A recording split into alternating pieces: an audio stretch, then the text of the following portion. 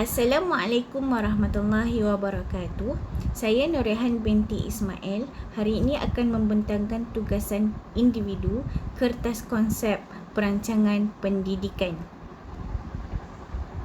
Saya memilih tajuk penggunaan peta pemikiran dalam perancangan pengajaran mata pelajaran penulisan bahasa Melayu sekolah rendah.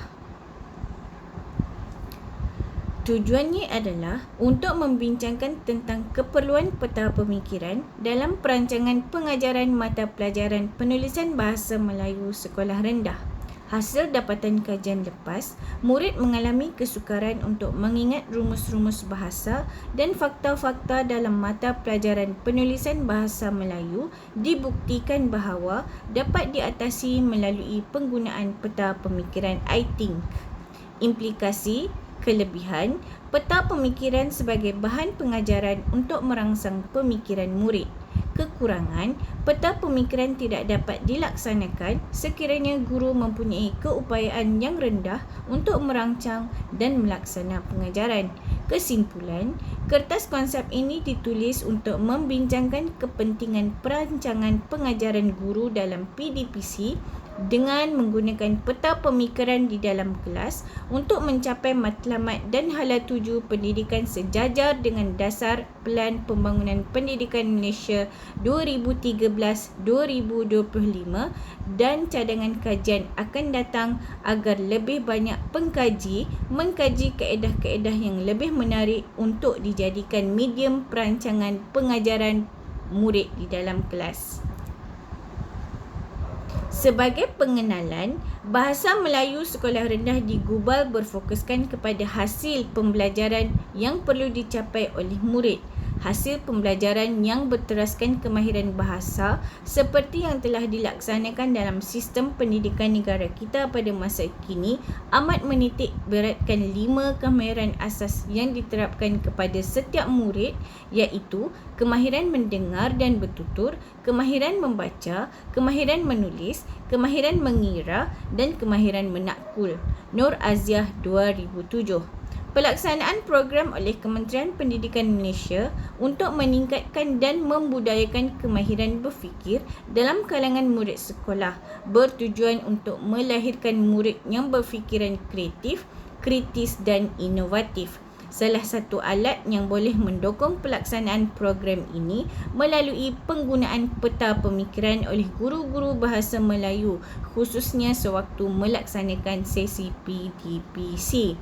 Guru yang menggunakan peta pemikiran sebagai bahan pengajaran untuk merangsang pemikiran murid mampu mengasah pemikiran murid untuk memberikan pandangan dan sikap aktif dalam mentafsir maksud literasi yang ditunjukkan oleh guru. Hage 2013. Justru, penggunaan peta pemikiran adalah salah satu kaedah merangsang murid berfikir yang sesuai digunakan untuk mengajar penulisan bahasa Melayu.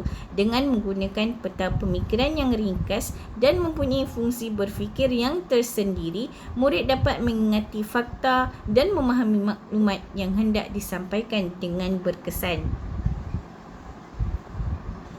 Teori yang saya gunakan dalam penulisan ini iaitu teori orientasi matlamat pencapaian.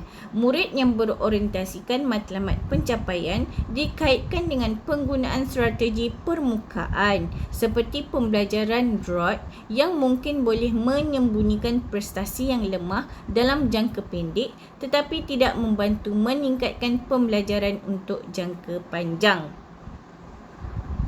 Matlamat pencapaian dalam bilik darjah mengikut Ames dan Archer 1988 terdapat dua bahagian iaitu matlamat penguasaan dan matlamat prestasi di bawah 8 dimensi bilik darjah. Dimensi pertama iaitu kejayaan ditakrifkan sebagai apa di bawah matlamat penguasaan ialah penambahbaikan dan kemajuan, manakala matlamat prestasi ialah grade tinggi, prestasi normatif tinggi. Di bawah dimensi nilai diletakkan kepada apa, di bawah matlamat penguasaan ia adalah usaha dan belajar, manakala matlamat prestasi ia adalah keupayaan tinggi secara normatif.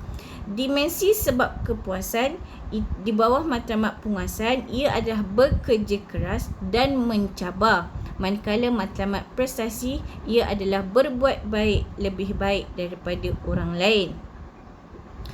Dimensi guru berorientasikan ke arah apa di bawah matlamat penguasaan ialah bagaimana seorang pelajar itu belajar, manakala di bawah matlamat prestasi bagaimana prestasi pelajar itu dicapai. Di bawah dimensi melihat ralat atau kesilapan sebagai apa, di bawah matlamat penguasaan ia adalah sebahagian daripada proses pembelajaran. Manakala di bawah matlamat prestasi ia boleh menimbulkan kebimbangan. Dimensi tumpuan perhatian di bawah matlamat penguasaan ia adalah salah satu proses pembelajaran, manakala di bawah matlamat prestasi adalah prestasi sendiri berbanding prestasi orang lain. Dimensi sebab usaha di bawah matlamat penguasaan itu adalah belajar sesuatu yang baru, manakala di bawah matlamat prestasi ia adalah grade tinggi, berprestasi tinggi lebih daripada yang lain. Manakala dimensi terakhir iaitu dimensi kriteria penilaian di bawah matlamat penguasaan ia adalah kemajuan mutlak, manakala matlamat prestasi ia adalah normatif. Saya menggunakan model iaitu proses pembelajaran inquiry di mana ada 5 dimensi. Dimensi pertama iaitu kemukakan soalan sebenar. Yang kedua, mencari sumber. Yang ketiga, interpretasi maklumat. Keempat, kemukakan soalan sebenar. Kelima, refleksi. Contoh soalan di bawah dimensi pertama iaitu kemukakan soalan sebenar, murid akan bertanya, apa yang saya ingin tahu? Manakala dimensi kedua iaitu mencari sumber, murid akan bertanya, sumber apakah yang dapat membantu? Dimensi yang ketiga iaitu interpretasi maklumat, murid akan bertanya, adakah data ini relevan?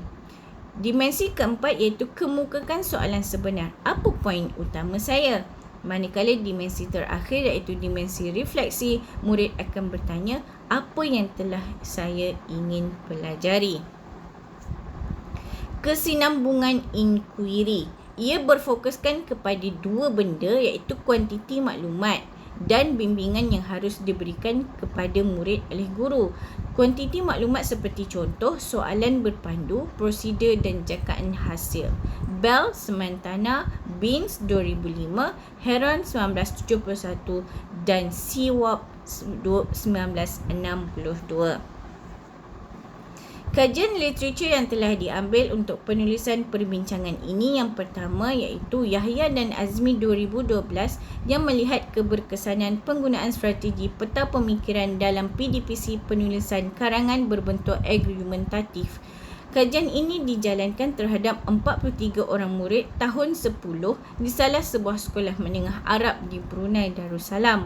Kajian literatur yang kedua iaitu kajian Abdul Rahman 2015 mendapati terdapat murid yang tidak berkeupayaan untuk menulis. Masalah yang dihadapi oleh sebilangan murid dikenal pasti dalam kajian iaitu murid tidak menepati kehendak soalan atau tidak selari dengan tajuk serta tiada isi yang bernas.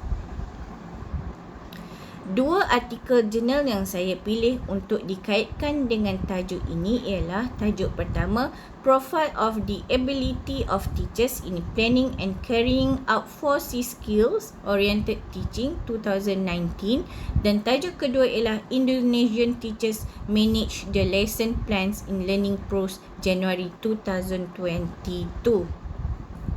Dapatan kajian dari artikel jurnal yang pertama, guru sains mempunyai keupayaan yang rendah untuk merancang dan melaksanakan pengajaran sains berorientasikan kemahiran 4C. Yang kedua, keupayaan guru sains yang rendah menunjukkan keperluan untuk meningkatkan kompetensi guru melalui program yang berkaitan. Dapatan kajian melalui artikel jurnal yang kedua, pertama, pengurusan perancangan pembelajaran sastra prosa iaitu X mempunyai pengaruh yang signifikan terhadap pendidikan karakter Y murid kelas sebuah sekolah menengah pertama dan dapat dilaksanakan. Yang kedua, perancangan pembelajaran sastra prosa akan terlaksana dengan baik sekiranya pendidikan karakter disepadukan ke dalam komponen perancangan pelaksanaan pembelajaran. Perbincangan dapatan kajian. Yang pertama, perancangan yang berkesan dalam pengajaran adalah penting untuk mencapai matlamat secara optimum. Yang kedua, seorang guru yang memiliki dan menguasai pelbagai kemahiran dan pengetahuan mampu bersaing di abad yang ke-21. Yang ketiga, aktiviti sekolah akan terlaksana dengan baik apabila disusun mengikut ketertiban prinsip pengurusan iaitu perancangan, organisasi, arahan dan kawalan. Isu-isu di Malaysia. Pertama, dasar kurikulum sedia ada di Malaysia KPM 2013 melalui PPPM 2013-2025 telah menekankan kemahiran berfikir dan memperkenalkan peta pemikiran I Think sebagai alat membantu proses kemahiran berfikir yang seterusnya menggalakkan interaksi aktif antara murid dan guru. Yang kedua, kesukaran murid untuk mengingat rumus-rumus bahasa dan fakta-fakta dalam penulisan merupakan isu dalam aspek amalan yang dapat menggalakkan guru untuk menggunakan peta pemikiran I Think dalam PDPC. Ketiga, Zamri 2014 telah menyatakan bahawa terdapat pelbagai inovasi yang boleh digunakan oleh guru bahasa Melayu di dalam bilik darjah bagi memastikan proses PDP tidak lagi terikat dengan kaedah tradisional. Menurut Abdul Rahim 2000, penggunaan peta minda juga dapat memudahkan pemikiran murid, membantu mengukuhkan daya ingatan dan murid dapat mengingati fakta penting yang kemudiannya boleh dihuraikan dengan jelas. Implikasi terhadap sistem pendidikan Malaysia. Kelebihan yang pertama, melalui perancangan pengajaran yang baik, matlamat pendidikan akan tercapai kerana anjakan Pelan Pembangunan Pendidikan Malaysia 2013-2025 memastikan setiap murid profesion dalam bahasa Malaysia dan bahasa Inggeris. Yang kedua, perancangan pengajaran menggunakan peta pemikiran membolehkan guru-guru melakukan transformasi kebolehan dan keupayaan penyampaian pendidikan berkesan sebagaimana 11 anjakan yang telah digariskan dalam Pelan Pendidikan Malaysia 2013-2025. Pelan Pembangunan Pendidikan 2013-2025 memberi tumpuan kepada kaedah peningkatan kualiti pengajaran dengan meningkatkan kualiti guru sedia ada, meningkatkan kualiti kepimpinan sekolah dan meningkatkan kadar literasi bahasa Melayu, bahasa Inggeris dan numerasi. Yang keempat, melalui kementerian juga akan mengajakkan kebanyakan sekolah kepada model pengurusan berasaskan sekolah dan membangunkan model kejayaan sekolah berdasarkan inovasi dalam pengajaran dalam usaha membangunkan sistem pengekalan kemajuan kendiri yang mampu untuk mencetuskan inovasi dan meningkatkan pencapaian yang lebih tinggi. Implikasi terhadap sistem pendidikan Malaysia di bawah kelemahan iaitu pertama, kekangan untuk mengadakan program-program latihan kepada guru-guru untuk lebih kritis dan kreatif dalam merancang pengajaran. Yang kedua, jurang pencapaian murid sekolah bandar dan luar bandar di mana kekurangan guru-guru yang berkemahiran bertugas di luar bandar. Masalah ketidaksepadan option dalam kalangan guru telah mengakibatkan proses PDPC terganggu. Sebagai contoh, guru yang bukan option bahasa Melayu terpaksa mengajar bahasa Melayu disebabkan guru yang sepatutnya mengajar bahasa Melayu tidak melapor diri di sekolah luar bandar. Kesimpulannya, secara keseluruhannya kaedah PDP yang lebih terkini sifatnya amat sesuai untuk melahirkan murid yang berfikiran kreatif dan kritis dengan pengamalan budaya berfikir yang tinggi dan perancangan pengajaran berkesan dalam kalangan guru sudah semestinya membantu para guru menarik minat murid terhadap mata pelajaran bahasa Melayu terutama di dalam bilik darjah.